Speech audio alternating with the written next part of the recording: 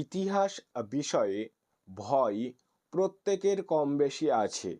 আমরা তোমাদের ভয় দূর করে যাতে তোমরা ইতিহাস বিষয়ে ভালো নম্বর পেতে পারো তার জন্য ইতিহাস বিষয়কে কেন্দ্র করে বেশ কিছু ভিডিও আনছি। আজ আমরা আলোচনা করছি তোমরা যারা নবম শ্রেণীতে পড়ছো বা আগামীতে পড়বে তাদের জন্য ইতিহাস বিষয়ের প্রথম অধ্যায় অর্থাৎ ফরাসি বিপ্লবের বিভিন্ন দিক। এই অধ্যায় থেকে কোন কোন প্রশ্নগুলি খুব ইম্পর্টেন্ট, যেগুলো প্র্যাকটিস করলে তোমরা পরীক্ষায় কমন পাবেই, সেগুলো নিয়ে আলোচনা করব। সঙ্গে থাকবে সেই সব প্রশ্নের উত্তর। এছাড়া তোমরা যারা আমাদের চ্যানেলে নতুন আছো অবশ্যই চ্যানেলটিকে সাবস্ক্রাইব করে পাশে থাকা বেল আইকনটি প্রেস করে রেখো, যাতে তোমরা এই ধরনের ভিডিও সবার আগে সবার ফার্স্ট পেতে পারো। দেখো, প্রথম যে প্রশ্নটি আছে, ফরাসি সমাজে বুর্জোয়া শ্রেণী কাদের বলা হতো? এক্ষেত্রে তোমরা লিখবে প্রাক ফরাসি বিপ্লবের যুগে তৃতীয় সম্প্রদায়ের মধ্যে বুর্জোয়া শ্রেণী ছিল আর্থিক দিক থেকে সবচেয়ে সচ্ছল শ্রেণী। সমস্ত রকম যোগ্যতা, ক্ষমতা ও আর্থিক সচ্ছলতা থাকা সত্ত্বেও অভিজাত কর্তৃক এরা সবসময় নিচু বংশোদ্ভূত বলে ঘৃণিত হতো। এরা তিনটি শ্রেণীতে বিভক্ত ছিল। এ উচ্চ বুর্জোয়া, যেখানে ছিল বড় ব্যবসায়ী, শিল্পপতি, ব্যাংকার। বি মধ্য বুর্জোয়া, যেখানে ছিল চিকিৎসক, শিক্ষক, আইনজীবী। এবং সি নিম্ন বুর্জোয়া, যেখানে ছিল দোকানদার, কারিগর প্রমুখ। এরা মধ্যযুগের শহরের উপকণ্ঠে বসবাস করত। পরের যে প্রশ্নটি ইম্পর্টেন্ট সেটি হচ্ছে ফ্রান্সে প্রাক বিপ্লব যুগের কয়েকটি প্রত্যক্ষ কর এবং কয়েকটি পরোক্ষ করের নাম লেখো। উত্তর, প্রাক বিপ্লবে ফ্রান্সে প্রত্যক্ষ করগুলির মধ্যে অন্যতম ছিল টেইলি, যাকে সম্পত্তি কর নামে অভিহিত করা হতো, ক্যাপিটেশন আয়কর বা উৎপাদন কর, ভিক্টিএম যেটা শিল্প, বাণিজ্য ও ভূমির ওপর কর ছিল ইত্যাদি। অপরদিকে পরোক্ষ করগুলি ছিল গ্যাবেলা, যেটা লবণ কর ছিল, টাইট, যেটা কিনা ধর্মকর ছিল, এইডস মদ, তামাক প্রভৃতির ওপর ধার্য কর, বানারিতে সামন্ত প্রভুকে প্রদেয় কর প্রভৃতি বিশেষ উল্লেখযোগ্য। তোমাদের কোশ্চেন আসতে পারে সামন্ত প্রভুকে কোন কর দিতে হতো? উত্তর হবে কিন্তু বানালিতে। এই একটা শর্ট প্রশ্ন তোমরা মাথায় রেখে দিও। পরের প্রশ্ন দেখো, হুটে বুর্জোয়া ও পাতি বুর্জোয়া কাদের বলা হয়?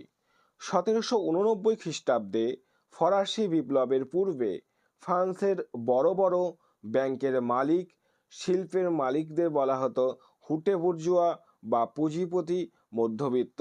অপরদিকে মধ্যবিত্তরা অর্থাৎ আইনজীবী, চাকুরিজীবী, শিক্ষক, চিকিৎসক প্রমুখ পাতি বুর্জোয়া নামে পরিচিত। অভিজাতগণ কর্তৃক ঘৃণিত হওয়ার পরিণামে বুর্জোয়ারা ফরাসি বিপ্লবের নেতৃত্বভার গ্রহণ করেন এবং প্রাচীন ব্যবস্থার মৃত্যুঘণ্টা বাজিয়ে দেন। পরের খুব ইম্পর্টেন্ট প্রশ্ন, সাকুলত বা সাকুলেত কারা? উত্তর, প্রাক বিপ্লব ফ্রান্সের তৃতীয় সম্প্রদায়ের অন্তর্গত ছিল সাকুলত বা সাকুলেত শ্রেণী। এরা ফ্রান্সের খেটে খাওয়া সাধারণ মানুষ, যেমন মুটে, মালি, রাজমিস্ত্রি, গৃহভৃত্য এবং চালচুলোহীন, ভবঘুরে, বেকার, ভিক্ষুক প্রভৃতি সর্বহারা শ্রেণীর যেসব মানুষ কাজের খোঁজে শহরে এসেছিল তারা সাকুলেত বা সাকুলত বা শহরে জনতা নামে পরিচিত ছিল। এরা কঠোর পরিশ্রম করে জীবন ধারণ করত। এরা প্রকৃতিতে ছিল উগ্র এবং ফরাসি বিপ্লবের সবচেয়ে বড় সক্রিয় সমর্থক। 5 নম্বর ইম্পর্টেন্ট প্রশ্নটি দেখো, ফিজিওক্র্যাট কাদের বলা হতো? অষ্টাদশ শতকে আবির্ভূত এক শ্রেণীর ফরাসি অর্থনীতিবিদ ছিলেন ফিজিওক্র্যাটরা। এরা ছিলেন শিল্প ও ব্যবসা বাণিজ্যে রাষ্ট্রীয় হস্তক্ষেপ বিরোধী এবং অবাধ বাণিজ্যের প্রবক্তা। ইংল্যান্ডের অর্থনীতিবিদ ও ওয়েলথ অব নেশনস গ্রন্থের প্রবক্তা অ্যাডাম স্মিথ এই নীতি প্রবর্তন করেন। ফ্রান্সে এই মতবাদের মূল প্রচারক ছিলেন কুয়েসনে। পরের প্রশ্ন দেখো, মন্টেস্কু কে ছিলেন? খুব ইম্পর্টেন্ট প্রশ্ন। ইংল্যান্ডে নিয়মতান্ত্রিক রাজতন্ত্রের সমর্থক ছিলেন মন্টেস্কু। 1869 থেকে 1755 ব্যাকেটের মধ্যে রাখবে। ব্যক্তি স্বাধীনতা রক্ষার জন্য রাষ্ট্রের শাসন, আইন ও বিচার বিভাগকে পৃথক করার দাবি জানিয়েছিলেন তিনি। তাকে ক্ষমতা বিভাজন নীতির বা ক্ষমতা বিকেন্দ্রীকরণ নীতির প্রবক্তা বলা হয়। তার দুটি বিখ্যাত গ্রন্থ হল এ দ্য পার্সিয়ান লেটার্স এবং B the spirit of laws. প্রথম গ্রন্থে তিনি ফ্রান্সে প্রচলিত সমাজ ব্যবস্থা, রাজতন্ত্র, অভিজাততন্ত্র ও যাজকতন্ত্রের ত্রুটি বিচ্যুতির কঠোর সমালোচনা করেন। দ্বিতীয় গ্রন্থে তিনি সুশাসনের জন্য সরকারের তিনটি বিভাগ যথা আইন, শাসন ও বিচার বিভাগের পৃথকীকরণের দাবি করেন। পরের প্রশ্ন, ভলতেয়ার কে ছিলেন? ভলতেয়ার ছিলেন অষ্টাদশ শতকে ফ্রান্সের একজন প্রখ্যাত দার্শনিক ও ঐতিহাসিক। তিনি ছিলেন প্রগতিবাদী, যুক্তিনিষ্ঠ এবং প্রজাহিতৈষী রাজতন্ত্রের সমর্থক। ব্যঙ্গ বিদ্রুপের কষাঘাতে প্রচলিত সমাজ ব্যবস্থার অসারত্ব, পঙ্গুত্বের কথা তিনি তুলে ধরেন।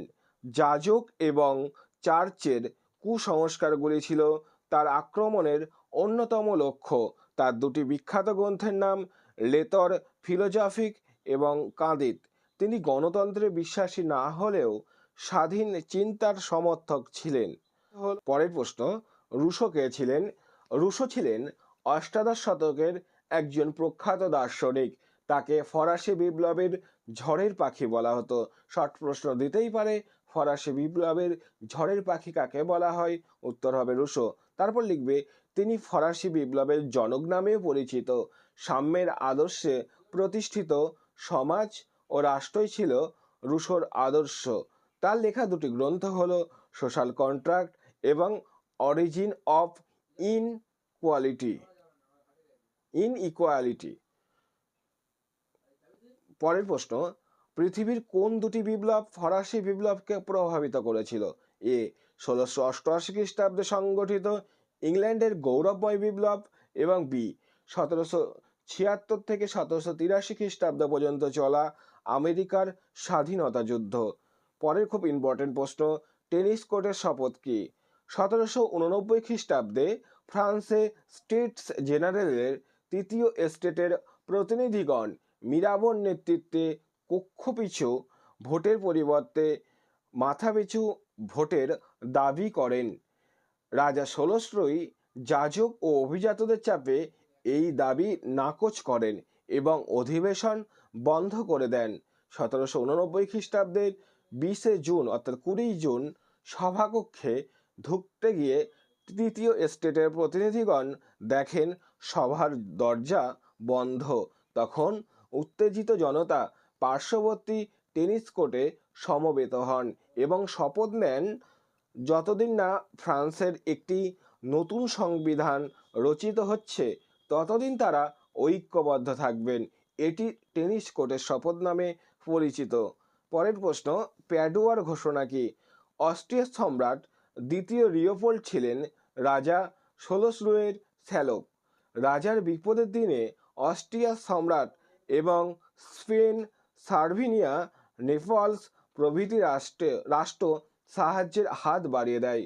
অস্ট্রিয়ার সম্রাট লিওপোল্ড 1791 খ্রিস্টাব্দের 6 জুলাই প্যাডুয়া নামক স্থান থেকে এক ঘোষণাপত্র জারি করে ইউরোপের রাজাদের ফরাসি রাজপরিবারের অনুকূলে অস্ত্র ধারণের আহ্বান জানান।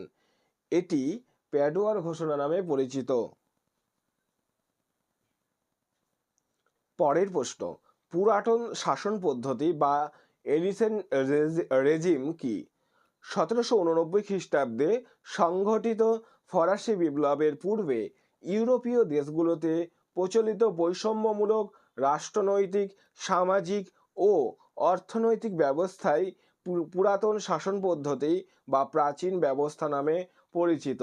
ঐশ্বরিক শক্তির ওপর ভিত্তি করে গড়ে ওঠা রাজাদের স্বৈরাচারিতা, যাজক এবং অভিজাতদের স্বার্থপরতা এই ব্যবস্থার অন্যতম বৈশিষ্ট্য। পরের প্রশ্ন, লেতর দ্য ক্যাশে কি? খুব ইম্পর্টেন্ট প্রশ্ন। 1789 খ্রিস্টাব্দে ফরাসি বিপ্লবের পূর্বে ফ্রান্সে প্রচলিত এক ধরনের গ্রেপ্তারি পরোয়ানাকে বলা হতো লেতর দ্য ক্যাশে। এর সাহায্যে রাজপুরুষরা, স্বার্থপর, অর্থলোলুপ অভিজাতরা যে কোনো ব্যক্তিকে বিনা বিচারে বাস্তির দুর্গে বন্দি রেখে নিজেদের প্রতিহিংসা চরিতার্থ করতেন। পরের প্রশ্ন, ফরাসি বিপ্লবের আদর্শগুলি লেখো। 1789 খ্রিস্টাব্দে সংগঠিত ফরাসি বিপ্লবের আদর্শ ছিল সাম্য, মৈত্রী এবং স্বাধীনতা, অর্থাৎ জাতীয়তাবাদ, গণতন্ত্র ও ব্যক্তি স্বাধীনতা। দার্শনিকদের উক্ত আদর্শে অনুপ্রাণিত হয়ে ফ্রান্সের শাসিত, শোষিত, নিপীড়িত মানুষ বিপ্লবের পথে পা বাড়ায় এবং স্বাধীনতা লাভ করে। তোমরা এত লেখার দরকার নেই, যদি 2 নম্বরে আসে তবে এটা লিখবা, আর যদি 1 নম্বরে আসে তাহলে লিখবে ফরাসি বিপ্লবের 3টি আদর্শ ছিল সাম্য, মৈত্রী, স্বাধীনতা। পরের প্রশ্ন, প্রাক বিপ্লব যুগে ফরাসি সমাজ কটি ভাগে বিভক্ত ছিল? উত্তর, ফরাসি বিপ্লবের প্রাককালে ফরাসি সমাজ তথা ফরাসি জনগণ 3টি সম্প্রদায় বা এস্টেটে বিভক্ত ছিল, যথা প্রথম সম্প্রদায় বা ফার্স্ট এস্টেট, দ্বিতীয় সম্প্রদায় বা সেকেন্ড এস্টেট এবং তৃতীয় সম্প্রদায় বা থার্ড এস্টেট। পরের প্রশ্ন, প্রথম সম্প্রদায় কাদের নিয়ে গঠিত হয়েছিল? প্রথম সম্প্রদায় মূলত যাজক শ্রেণী দ্বারা গঠিত হয়েছিল। ফ্রান্সের মোট জনসংখ্যার প্রায় 1% ছিল এই সম্প্রদায়ের অন্তর্ভুক্ত। রাষ্ট্র পরিচালনায় এদের প্রভাবশালী ভূমিকা ছিল। যাজক শ্রেণী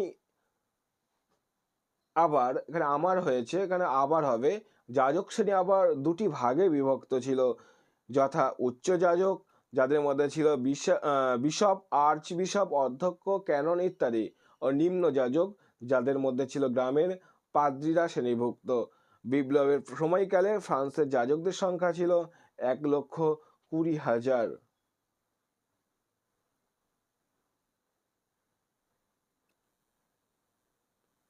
পরের প্রশ্ন, দ্বিতীয় সম্প্রদায় বা সেকেন্ড এস্টেট কাদের নিয়ে গঠিত হয়েছিল? দ্বিতীয় সম্প্রদায় মূলত অভিজাত শ্রেণী দ্বারা গঠিত হয়েছিল। এরা সমস্ত প্রকার সুযোগ সুবিধা ভোগ করত। অভিজাত শ্রেণী আবার 2টি ভাগে বিভক্ত ছিল, যথা অশীধারী অভিজাত এবং পোশাকি অভিজাত। বিপ্লবের সময়কালে ফ্রান্সে অভিজাতদের সংখ্যা ছিল 3,50,000। পরের প্রশ্ন এবং আজকের আলোচনার শেষ প্রশ্ন,